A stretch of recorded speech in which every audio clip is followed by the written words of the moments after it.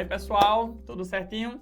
Sejam bem-vindos a mais um Aprendendo com Questões, um módulo do grupo Eu Médico Residente. Eu sou Amir Kellner, professor e coordenador da cirurgia geral, e hoje a gente vai discutir um pouquinho sobre acalásia, um tema muito importante para você que está se preparando para fazer aí uma prova de residência, uma prova de revalidação, um concurso na área médica. Tenho certeza que vai cair esse tema na tua prova de cirurgia. Então vamos lá, vamos parar de falar besteira. Olha essa questão, pausa teu vídeo e eu volto já para resolvê-la contigo. Galera, quando a gente está falando de acalásia, a gente pode começar definindo o nome dessa doença. Se a gente fizer uma livre tradução para o português, acalásia quer dizer ausência de relaxamento. E quem é que não vai se relaxar na acalásia? Perfeito, galera. É o esfíncter esofagiano inferior.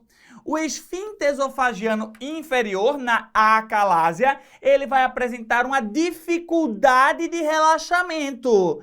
A gente sabe que o esôfago ele tem dois esfíncteres, o esfíncter esofagiano superior, na região cervical, e o esfíncter esofagiano inferior.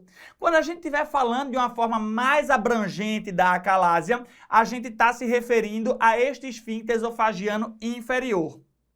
Se a gente for tentar entender a etiologia, a acalásia, na sua maior essência, ela é um distúrbio neurológico idiopático, em que nós vamos ter uma degeneração neurológica. Mas esta alteração neurológica que acontece por uma degeneração ali da perda das células do plexo de Auerbach, ela pode acontecer de forma idiopática na acalásia, como a gente acabou de falar, mas ela pode ter também algumas causas específicas, como, por exemplo, alguma patologia infecciosa da doença de Chagas, algum estresse, algum trauma na região esofágica, que pode acarretar neste déficit de relaxamento do esfíncter esofagiano inferior. E, associado ao achado de ausência de relaxamento do esfíncter esofagiano inferior, nós também vamos ter um aumento da pressão nesta topografia esfincteriana. Outros achados associados são aumento da pressão no lúmen do esôfago, a dilatação desse órgão, e não é difícil entender, pensa aqui comigo, se aquele esfíncter está hipertenso, se ele não se relaxa, o lúmen esofágico vai precisar fazer mais força para ultrapassar a barreira do esfíncter esofagiano inferior. E esta força, como é a musculatura, vai fazer uma dilatação do nosso órgão. E em estadios mais avançados, ele também vai evoluir com uma aperistalse. Agora, lembra do que eu te falei? Que na acalásia idiopática nós temos uma degeneração do plexo nervoso de Auerbach. Pois bem, quando a gente tiver a acalásia, ou seja, um megaesôfago causado pela doença de Chagas, nós vamos ter uma perda do plexo de Auerbach e também do plexo de Meissner. Isso pode ser cobrado em algum concurso. A acalásia vai ser caracterizada por perda do peristaltismo esofágico, principalmente nas fases mais avançadas, por um déficit de relaxamento do esfíncter esofagiano inferior, e ele está aqui em negrito porque este é o achado mais clássico dessa patologia, e por hipertonia do esfíncter esofagiano inferior. Mas atenção, coloquei aqui apenas em alguns casos, porque a gente sabe que em fases mais avançadas da doença, nós podemos evoluir também com hipotonia deste nosso esfíncter. E o quadro clínico, presta atenção, porque é assim que a nossa prova vai cobrar. O quadro clínico de um paciente com acalásia, toda vez que você olhar essas três palavras na tua prova, tu tem que saber que o examinador está querendo que tu marque acalásia. É um quadro caracterizado por disfagia, regurgitação de alimentos não digeridos e por perda de peso. Atenção à segunda dica que eu vou dar agora. Toda vez que tiver disfagia, regurgitação e perda de peso, eu vou pensar em acalásia. Mas eu sou obrigado a fazer o diagnóstico diferencial com quadros de neoplasia. E a questão vai dar outra dica pra gente, para eu saber quem é acalásia e para eu saber quem é neoplasia.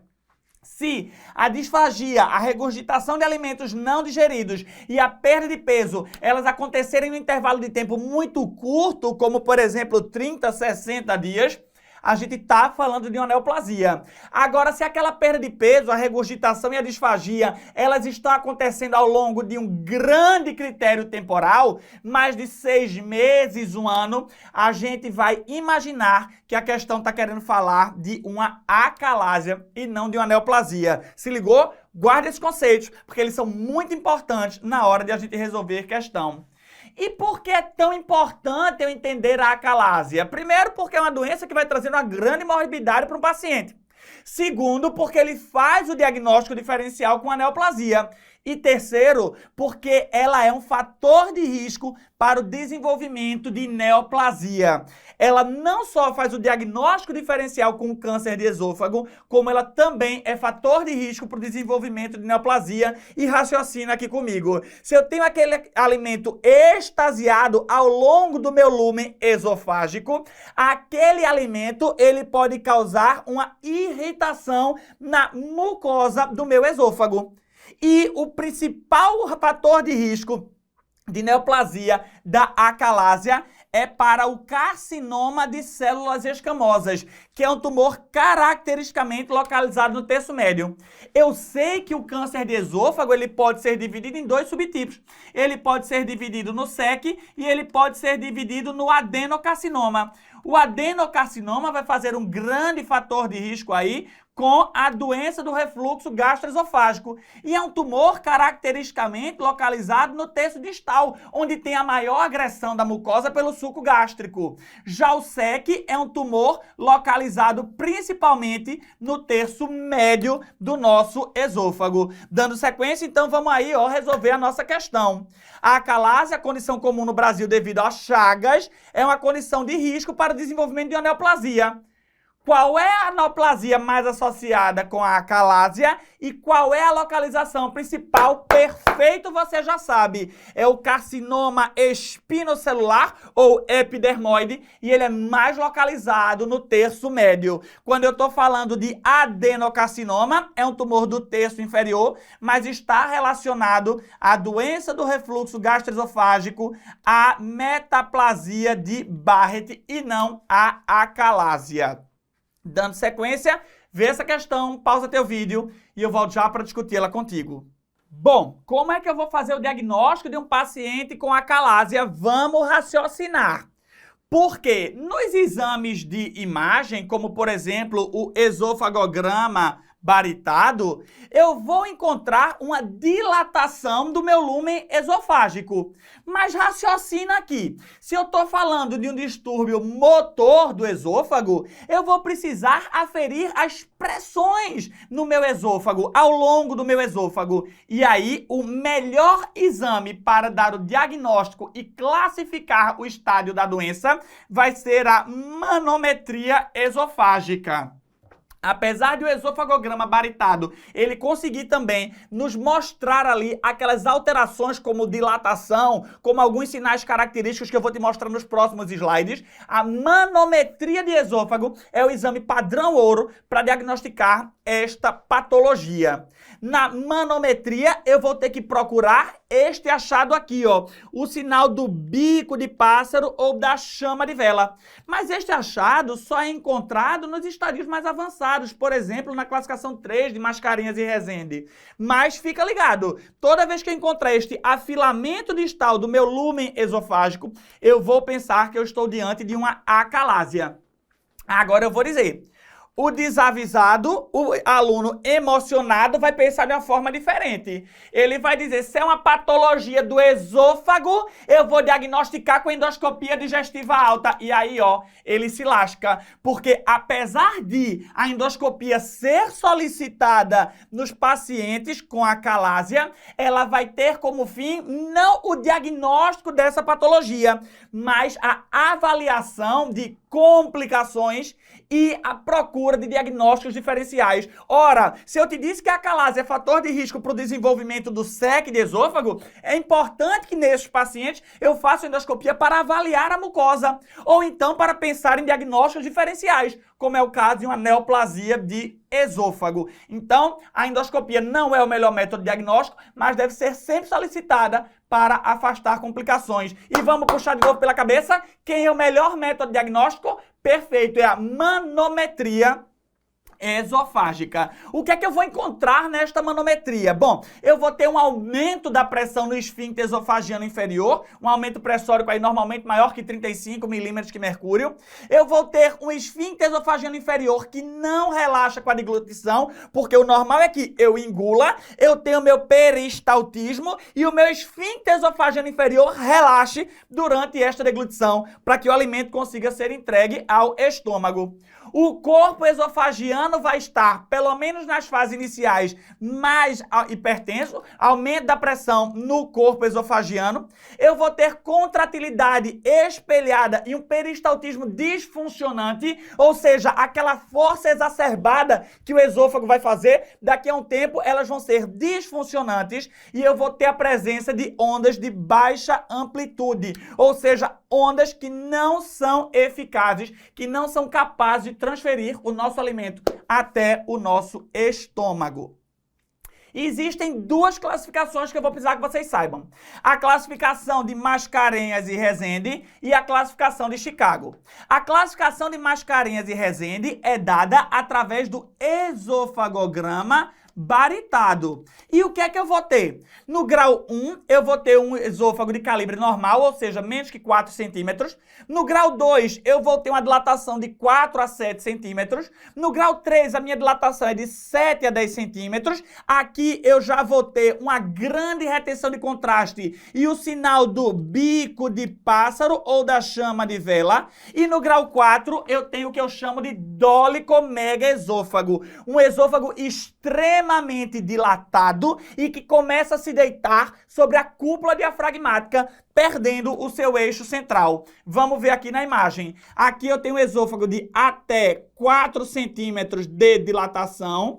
Aqui a minha dilatação é de 4 a 7 centímetros. Aqui a minha dilatação é de 7 a 10 centímetros. E aqui é uma dilatação maior que 10 centímetros. Prestem atenção que aqui eu tenho o sinal do bico de pássaro ou da chama de vela.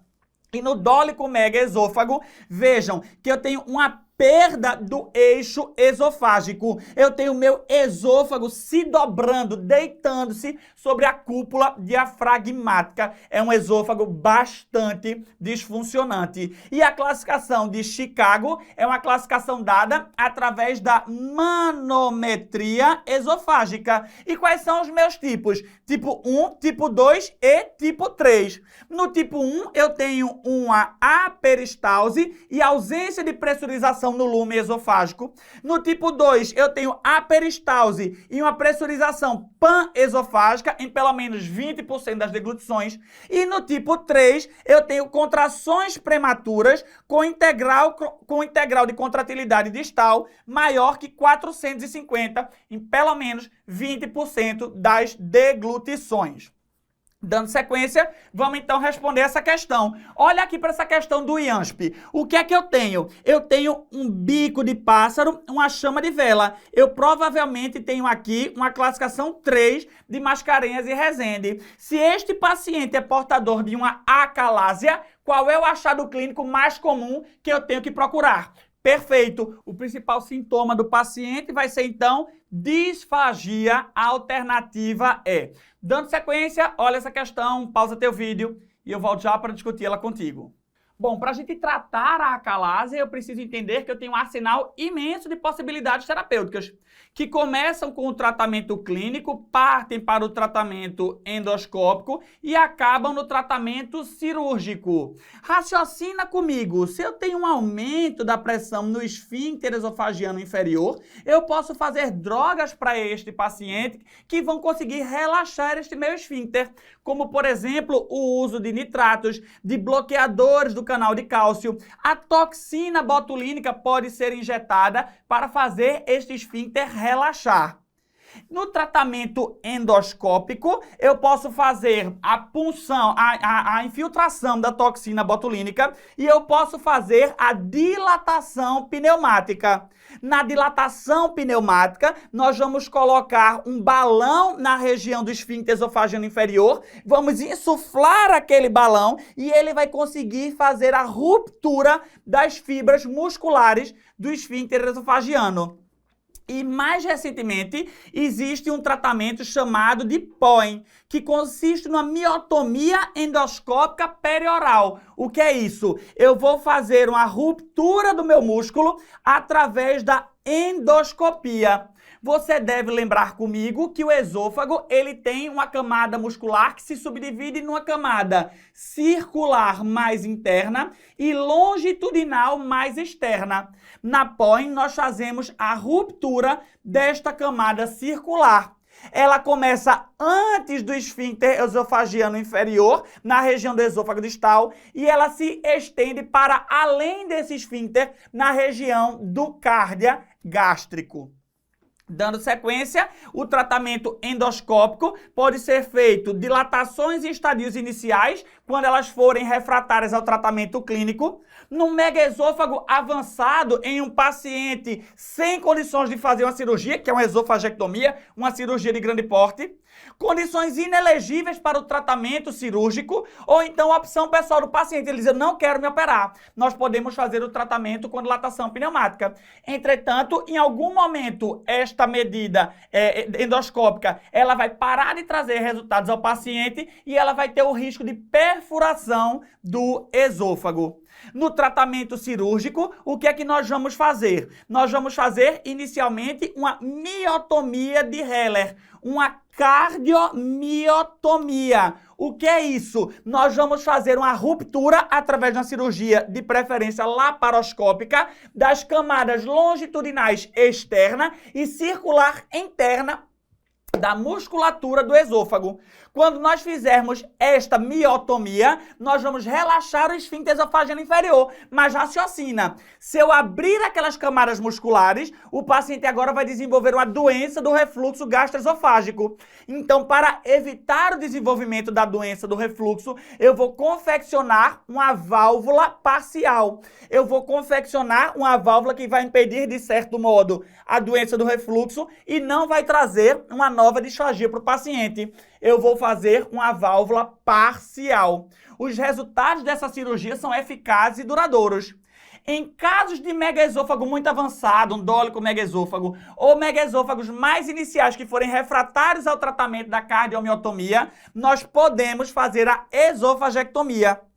E existe também a famosa cirurgia de Tal-Ratafuco, que é uma possibilidade menos agressiva para tratar um megaesôfago mais avançado.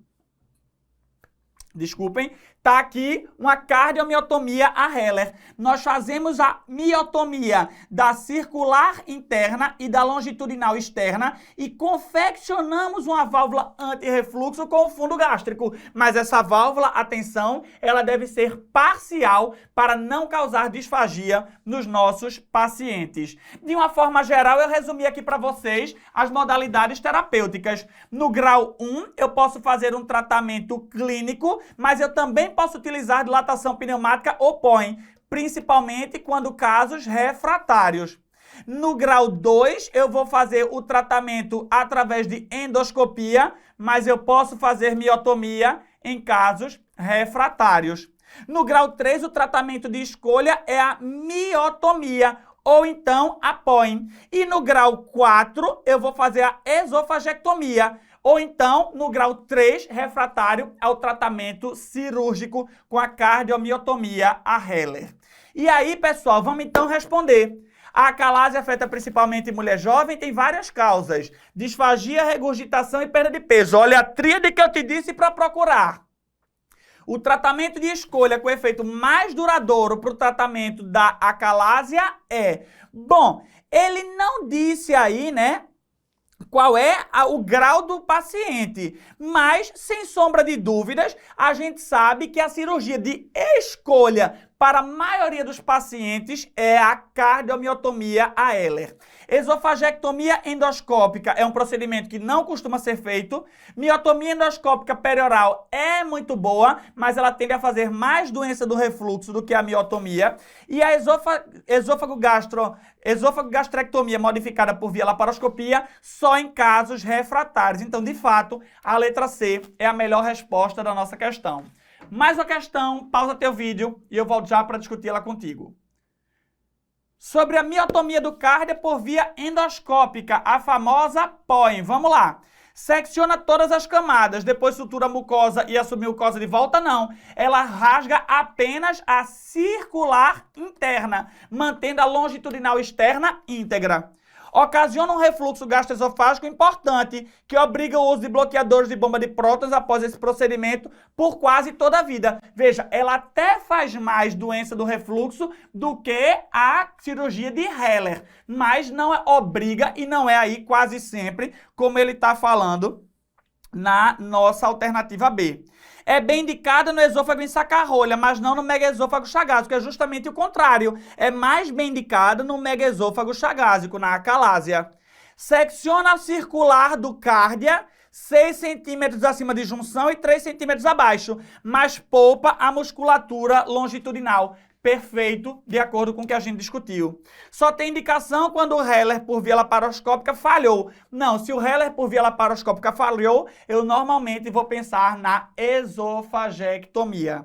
Última questão, vê aí, pausa teu vídeo e eu volto já para discutir ela contigo. Bom, vamos lá. Sobre o tratamento cirúrgico do megaesôfago avançado. A presença de miocardiopatia chagásica contraindica o tratamento cirúrgico. Depende. Se eu tiver uma miocardiopatia chagásica, que é comum nesses pacientes por ter acometimento da doença de Chagas, e for descompensado clinicamente, sim. Mas se ele tiver compensado clinicamente e ele tiver uma cardiopatia inicial, ela não vai contraindicar.